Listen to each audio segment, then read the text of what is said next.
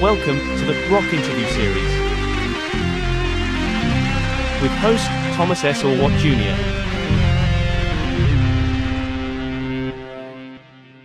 Welcome to episode 121 of the Rock Interview Series. I'm Thomas Orwatt Jr., and today's date is April 24th, 2025.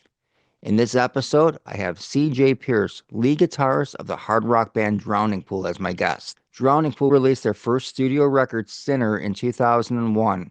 With their hit single Bodies dominating the airwaves, Drowning Pool was one of the most talked about bands in music. However, tragedy hit the band in 2002 when the band's lead singer, Dave Williams, died suddenly while the band was on tour. But even with this adversity, the band continued on. Currently, Drowning Pool just finished a very successful tour of Europe supporting Godsmack. They have recently released 2 singles with the intent of having a new studio record out by the end of the year. Drowning Pool's superstar guitarist talks about this and much more in the following exclusive interview. So let's get started. Here is C.J. Pierce. Hey everyone, welcome to the Rock Interview Series, and we have C.J. Pierce from the band Drowning Pool with us today. C.J., how you doing, man? Man, I'm doing great. I'm doing awesome. How about yourself? I'm not too bad. I'm talking to you, so I'm pretty excited about it. Now, let's get right to it. You guys just came back from Europe. You had a pretty successful tour with Godsmack. Uh, Tell me about that tour, and were Oh, you dude. surprised that there were 2 members of Godsmack that weren't on that tour? Did you know that they weren't going to be Um, participating? I didn't know about that until we got there. The tour just as a whole, man, I got to say it was freaking amazing. You know, it was it was Europe. I mean, we started in Bulgaria and we did Romania, we did Poland. Um, Brussels. You can look up the dates. You know where we played. But just, again, to play with Godsmack and POD again, we've been friends, for 25 plus years. Um, it's just awesome, dude. It was a bunch of sold out freaking arena rock. It was awesome to be on the big stage again with the light show and everything. Godsmack had an awesome show front to back too. POD always brings the metal. So, but yeah, with Godsmack, we're friends with Shannon Larkin. I've known Shannon since like the late '90s and stuff. So I was looking forward to seeing him. I know that was a surprise. It's something that kind of happened last minute. But dude, I mean, you got Will Hunt playing drums, and that dude's sick. I've known Will forever. And I know we all used to see Shannon's got a style and the way he plays, which is awesome. But to see Will up there and just nailing the part, you close your eyes and you hear all the hits. So he did a great job for it, man. Like he kicked ass. And again, the whole show as a whole, man, Sully put together a great show. The whole intro coming into it, and then the whole intro setup. I don't want to ruin the show if you hadn't seen it. And it's just got a great flow to it, man. He's super rock star. Like the setup was perfect, man. So. And the same thing, yeah, with Tony, that's right. So, Tony's sitting down now, and the dude they have playing guitar, dude, that dude was killing it, man. He was slaying it. Another guy that just, came out of the blue. He plays with Dorothy and stuff like that, and I've met him before, but I guess he just got the call kind of last minute too. And dude, those guys kicked ass, man. They put on a hell of a show. They sounded just like, just like the real deal, man. Godsmack, they're right on it. They nailed it. Yeah. I saw some of the footage, and you guys had no problem winning over the audience at all on the footage that I saw. Yeah, it was pretty wild, dude. People showed up early. Doors are at 7 or 6, and we go on at 7. It's an arena rock show, so we had that one time spot to go and do our thing, dude. And everybody was in house. We haven't been over there in a good 10 plus years, so I think that definitely was one thing. People wanted to come out, the fans see the show. A lot of people said they hadn't seen us since like 2001, or they never had a chance to see us. So. I'm glad that we're rebuilding back in Europe. We're going to be back in April doing a bunch of shows, festival shows, and then we're going to be back doing a UK run in November. So it's awesome to be able to get back overseas again and go worldwide. Just took us some minutes to get here between past management label and miscommunication and stuff like that. We're on track now, man. Ryan McCone's back in the band. The new song Madness is out right now. Good things are happening. Yeah. You have 2 new songs out, right? You have Revolution, Final Amen, also. Yeah. Finally, yeah. That's the first one that we put out a few months ago, and we just dropped off Madness, dude. It's been great to write with Ryan McCombs again.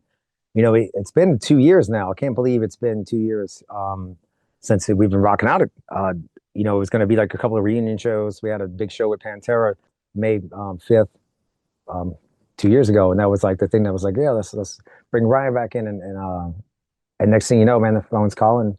They want us to play shows and we tours. We've been writing a lot of new songs together. It's just the fact that we've been touring so much, we haven't had that much time to get it together. So we did put out Revolution first, and then they want to make people wait too much longer, so we put out Madness now. But what I'm doing now, I'm home from tour, and these next couple of weeks, I'm going to finish, putting together all the songs that we have and try to get everything else done so we can get like a record out there before the end of the summer. It's kind of the goal right now. Loosely based goal because, life is life and things happen. But I actually have a block of time for the first time in 2 years to put together all the awesome ideas we've been all working on together as a band. What label are you on right now? It's SBG Records. Shan, Haran, Dan the Man. It's an independent label. So we've been slowly working towards being independent. We are, we're self-managed. Each one of us in band take on a different role. And you got to take a hold of your career, man. A lot of stuff happened before COVID. I know COVID messed up a lot of stuff for a lot of bands and people, and us coming out of it.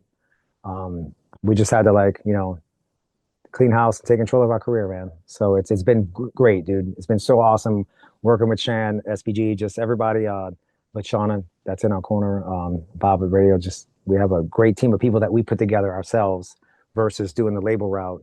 Again, SPG independent label, but we outsource all the pieces parts to make the machine, make it happen.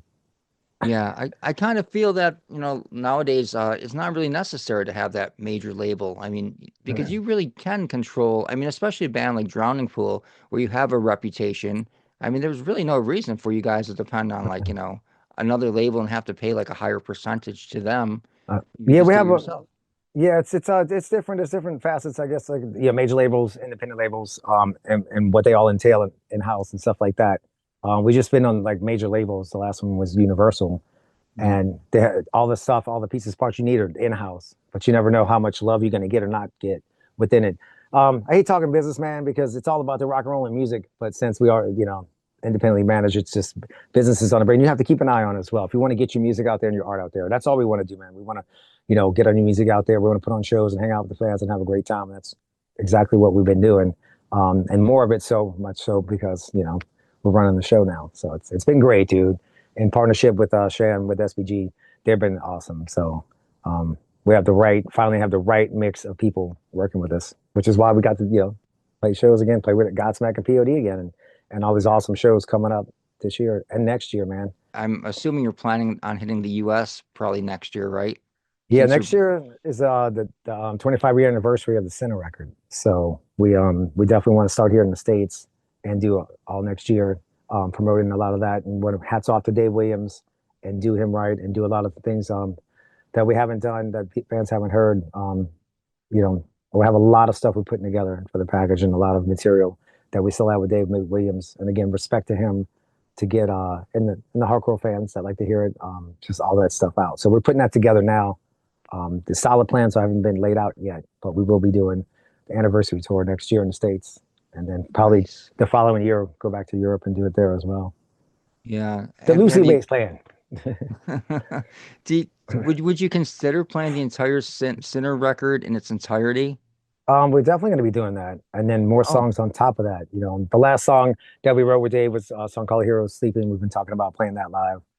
We have a song called "Break You" that's on the Scorpion King soundtrack and stuff. So there's different things. We did the game for Triple H, Motorhead's The Game, and it's something else we hadn't played live.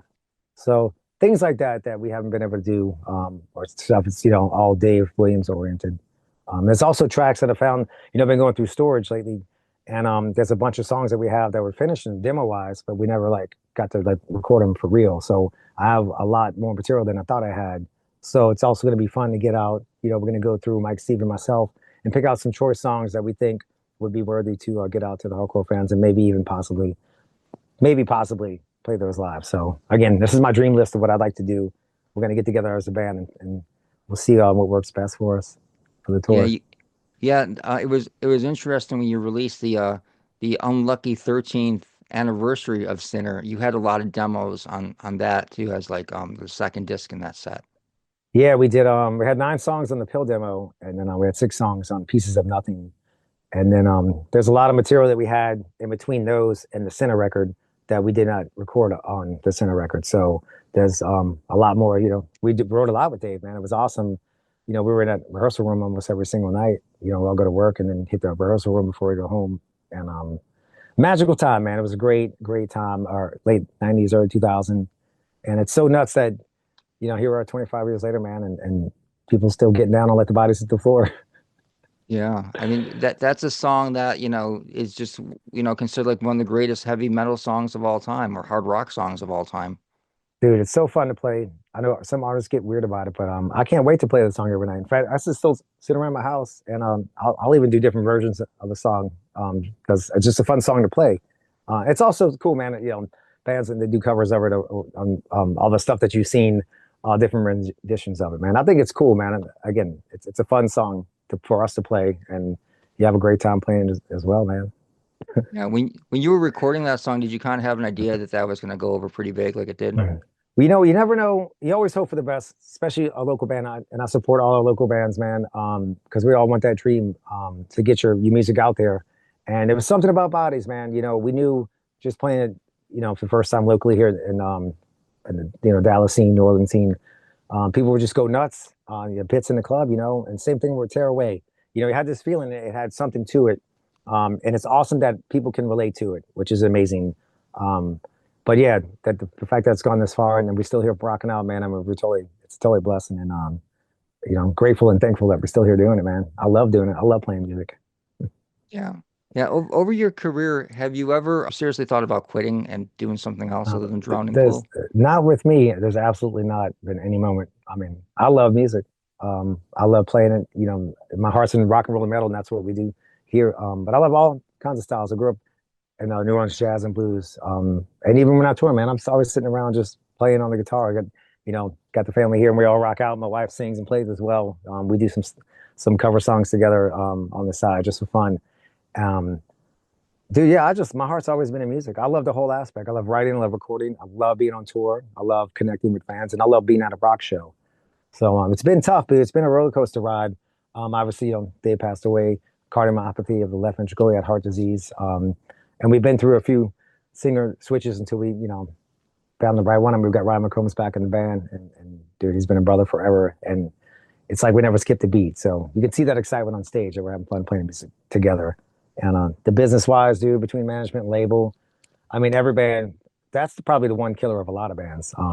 Just, we had to go through a big ordeal before we got to where we're at now, these last 2 years. And here we are, independent, making it happen on our own. Yeah, I think like myself, many of your fans are really happy that Ryan's back. And it was really confusing when he left too, because again, it seemed like you rebuilt your momentum and things were going pretty good for the band at the time. Yeah, at that point, just all of us had a lot of stuff going on personally. It wasn't just one thing or Ryan in particular as much. We just all had a lot of things happening at once. So the idea was to take a break for a little bit. I didn't know if I heard 3 years or 13 years. I guess it turned into 13 years. It could have just been three. I don't know, 3 months. But here we are now. Things happen for whatever reasons they do. We made a lot of great records with Jason Moreno. He has a very unique voice and style. It was something different and fun for us to do.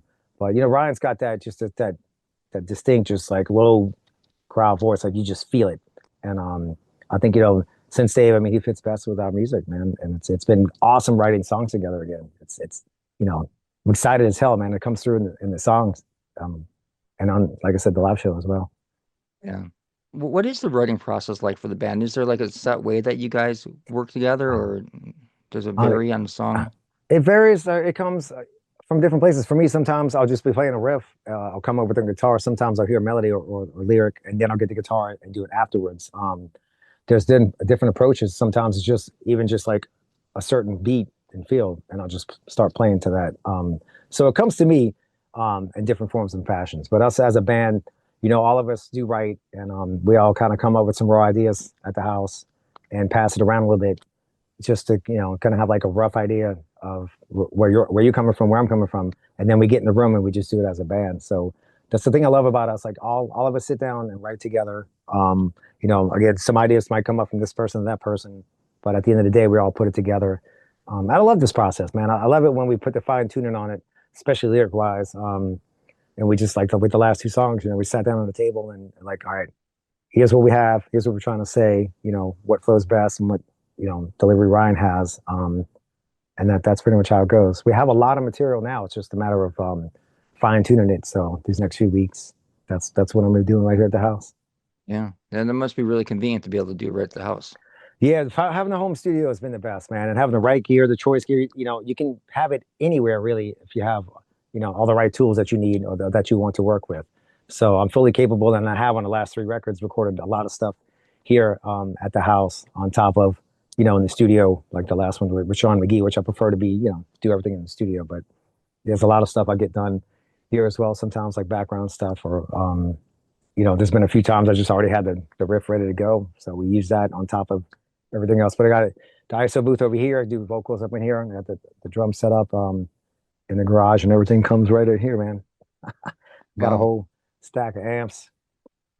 Oh wow, nice. So I got the setup, and I got the other computer over here for editing too. So, and then Ryan stays in here, man. He actually stays right here when he comes over because he lives in London. So, well, outside of London, he lives in the UK. Wow. So we'll get, he'll come here for a few weeks and we'll just get down on it, just hang out and write songs together, bro. So I'm very fortunate living a life doing that. How do you feel about artists using AI to make music? Yeah, I've been hearing about this stuff. I haven't listened to anything like that. And I'm such a purist and I love analog and tubes and things like that. I can see if it's a situation like for me, if it was like, all right, we had something almost done and we had AI to help fill in the blanks or something like that for somebody, yeah, that's passed away. Because I mean, but like a whole song written by it, I'm not for that because I like to write music and record it naturally like a purist. But yeah, the only thing I could see it being maybe like an editing tool would be to maybe fix something on a part here and there. That's as far as my mind would let it go with it. But I don't know how I feel about a full song. How do you feel about that? I'm curious. I think that it makes people like myself who obviously I'm not talented enough to be a musician. It would make someone like me, I could like put together like a decent song, with my ideas just thrown in AI as opposed to somebody who actually has a natural talent and has put into work. I don't think it's fair to the artist that somebody, like myself could just like, type in a couple of things, oh, write a Yeah. song about this and have it in the style of this band, and all of a sudden, have a Yeah. song, and someone like you who's like dedicated your entire life to it, who really Right. has the talent, I would say this, and I hope people could get this. It's the process of writing and expressing yourself through music. Whether we're all talented in our own way, man. Everybody can play one form of fashion. Some of them are just born with it. Some of them, like myself, try to work to get it. But the whole process of that and being honest and true, the more you write from who you are, that's your art and music. Like, I don't even understand why you would get something like AI or, it's more fun to take something apart and figure out how it works than to like just get the answers all the time. Because what happens when that phone breaks? You don't know how to do anything because you didn't learn how to do it on your own. Right. And it's that because I'm like pre-phone and now, not to age myself, but there's good things and bad things about it. But I wouldn't see how you would want to write a whole song with it because you're not writing a song like the computer's writing a song. It's a computer band. It's the AI band. I don't know, man. If it's a tool to help you get to what you need to get to, or suggestions and ideas, and then you do it on your own, then yes, that's I guess that's my stance on it. But to have like turn in the test paper that somebody else wrote, man, come on, Yeah. I like to do it myself. Was it easy for you to pick up the guitar and learn the guitar? I think it's a little bit of both. I grew up in New Orleans, or just around a musical family. My grandfather played. In fact, my first acoustic I got at 11 was my grandfather's acoustic. My dad played bass and sang in a band. They would rehearse in the living room. So I just grew up the whole mindset and parties on the weekend since inception, man.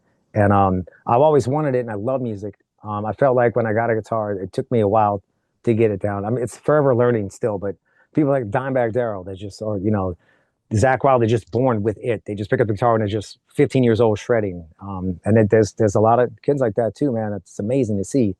But for me, I definitely, because I want it so bad, I work at it to get to it. So I definitely don't feel like I was born with it and natural. It comes to me natural now because I've been doing it for so long and I love it and I'm in it now. And it's great to be at this point where you have an idea or thought and you can pick up the guitar and get to it pretty much right away, um, versus still in the learning process. So how am I going to express what I'm feeling? Um, but dude, it's the fun of it, playing on it a lot in the beginning. I had to spend a lot more time in the beginning to get to this point. But I think that goes with anything, man, and it's fun. I'm always learning new shit on it. Yeah. Was there one particular band that made you think, okay, this is what I want to do for the rest of my life? Dude, I'm influenced by so many different things. It's just been different eras, I would say. You know, again, growing up, it was like Led Zeppelin and AC/DC and Iron Maiden, freaking Black Sabbath and stuff that my dad listened to. That's the first things I was turned on to, like 80s metal. Like, dude, Testament was a big influence to me as far as like leads and stuff. Alex Skolnick is one of my favorites, and of course Metallica, a lot of metal bands, um, and even like when Alice in Chains, Soundgarden, bands like that came out at that era too. That was a different style that was fun to play. I'm influenced by it all, but at the end of the day, man, I love metal, and I loved just having a vibe and the jump feel. So like, I don't know what you call it, they call it new metal, but I love the style that we play. I mean, that's the best way for me to express what I'm feeling. Yeah, you've been on like some great tours over your years. Obviously the Ozfest one in 2002. And what were some of the highlights of that Ozfest tour for you before the Dude, tragedy happened? I mean, that whole tour, just all the bands on both those tours, like every single one of those bands were great bands. A lot of them, still playing with, we're still buddies and friends, that we still get to rock out with. Mudvayne's still killing it, Nonpoint, just to name a few. Unit Underground still playing. We're fortunate we just played with POD. I mean, Papa Roach is still on it. I don't have to go down the whole set. You know who's on there. Uh, just to be a part of that, man. And we were the first band to start. We were opening, the whole Ozfest show 2001. I'll never forget that day. And so we had to start playing, but everything wasn't set up yet. So they didn't open up the gate. So there's all these fans out there, and we're playing our set. We get 20 minutes, right?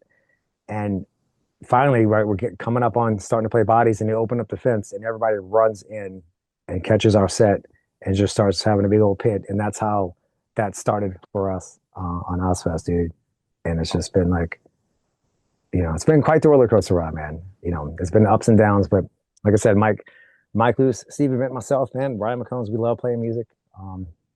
Yeah, I want to do this forever, man. When Sinner first came out, how did you tour then? Did you headline clubs or were you a opening act at the There were time? several things. We toured for 18 months on that straight. We trying to think when it first came out, because Ozfest was in the summer and that came out. So the first kind of tour that we did, I'm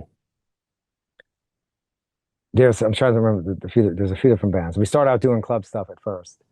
Um, all the way up, I think leading up to Ozfest. And then after that, man, we did like this, House of Blues tour, doing the Jägermeister tour. God, we did. After that, it gets a little hairy, a little blacked out. Um, and then we're on Ozfest 2002 again, but we toured the whole time. Yeah. that Jägermeister endorsement kind of erased a year of my life, but we were playing. Yeah. Yeah, that must have been pretty incredible going from playing clubs to playing Ozfest within the same year. Yeah, that was the big stage, man. It's quite the change, dude. It was pretty wild, and again, I'm just eternally grateful and thankful um, that the music's out there and fans enjoy it. But yeah, dude, you go from like 2 weeks into that tour, it's like the song hit. WWE's using the song. We had it on it was like the buzz clip thing on MTV when they played rock radios, and yeah, just all kind of hit at once, dude. It was like 0 to 1,000, just like that. So, but great, man. Because I love hanging out with other rock fans. I love being at shows. So to be a part of that was great, not only for us playing, but to see all the other bands play every day, and hang out with rock fans, being at a rock show every single day. That was definitely a highlight for me. One of the highlights that I feel like personally, as far as seeing Drowning Pool goes, is in 2009 when you played the Motley Crue Yeah, Fest. You guys were one of the bands there. What was it like playing on that festival? dude, that was a dream come true, man. I was always a Motley Crue fan. We're all Motley Crue fans. Um, and to play and tour, with them and Tommy Lee, and just to be hanging out with these dudes and partying with these guys, Nikki Sixx and We actually got to write a couple songs with Nikki Six and DJ Aspa a while back too because of all that. And just great dudes, a great freaking rock show, man. And then, again, Godsmack was on that one as well, dude. That was a freaking great run, man. I love doing those big kind of shed tours, arena rock tours. We toured with Disturbed before Music is a Weapon tour. That's another band that just the big shed tour is the big show, man. It's always great to do those and bring that us. I love it all, man. I love all aspects. I love the club shows because you can physically pretty much hang out and meet everybody, and it has that intimate feeling. But I definitely like putting on the big show with fires and lasers and dragons. It's Yeah, filled for with tape. sure. That going back to Crew Fest, that there was a little tension between Sully of Godsmack and Nikki Six. Did you notice that at all while on tour? Yeah, it was pretty much right in front of my face at the time. We had the same manager as Motley Crue, as well, but good friends with Sully and all that kind of stuff, and it didn't really affect any of us band wise personally. I know him and Nikki had some things. I don't know if it was him and Nikki or him and just the Motley Crue management stuff at the time. I don't know any details as much as there was definitely some little tension going on there, but nothing like that was crossed the line or over the line. There was no the shirts didn't come off and fists didn't come out. You know what I mean? Right. Yeah. Well, yeah, that like I said, that was a great tour. Do you miss those festivals? It doesn't seem like, there really are any metal festivals like that in the United States anymore. There haven't been as much, but Danny Wimber's been bringing a lot of that stuff back. We did four of his festivals last year, and hoping to do some more next year. And this year, man, we're going back to Europe. We just haven't been to Europe in a while because of past management issues and just a whole world of business. So we're past all that now. So we're overseas again. And there's a lot of festivals that we're playing over there. And again, we just did the Godsmack POD run. We did the arena rock stuff with the big stage, man. And it's great, dude. It's awesome. I love festival shows.